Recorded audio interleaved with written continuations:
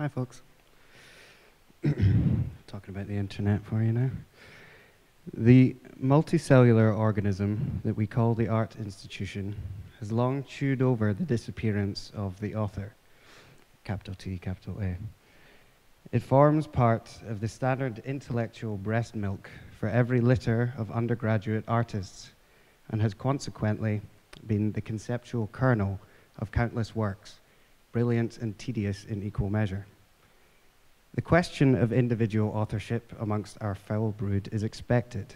Its deployment is unlikely to cause much incredulity in most art world contexts.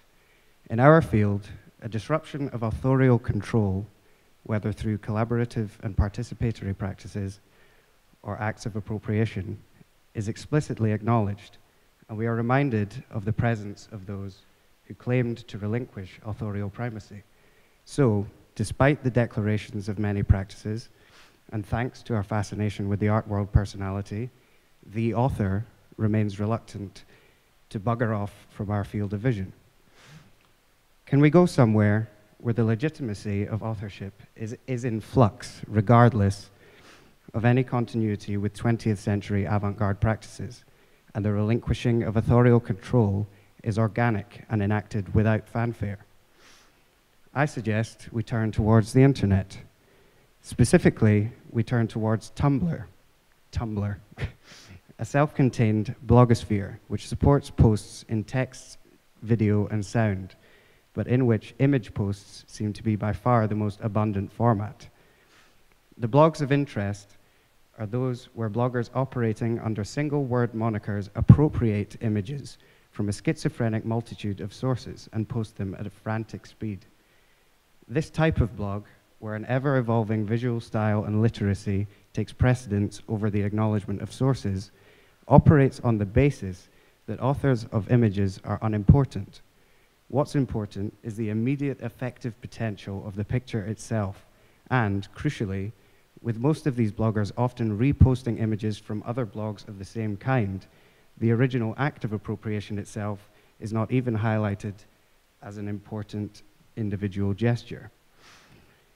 Any discrete post is annotated by notes, indicating the journey a single image has been on, having been reblogged over and over again by a myriad of bloggers. Effectively, anonymous individuals participate blindly in the prosperity of single images. The rapids by which images are carried to your attention are formed by blind collaboration amongst Tumblr users. Much like Twitter, the blogs one follows are assembled into a feed, a chronologically arranged uniform column on one's Tumblr dashboard. The fact that the aggregated flow of blogs that one follows should be called the feed is appropriate. One consumes images voraciously, and the individual source of each morsel can be neglected in favor of the sensual restlessness of the pictorial conveyor belt. The result of this particular structure is that one is rarely absorbing the handiwork of one personality, but instead being saturated by a deluge of indiscernible voices. And these voices are simply carriers of mysterious images of unknown origin, copies of copies.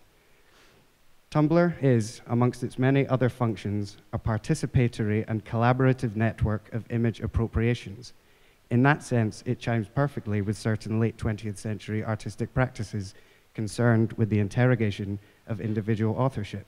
But this continuity is unannounced and completely by accident.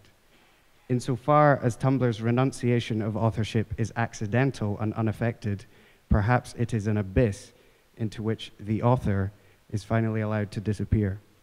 Cheers.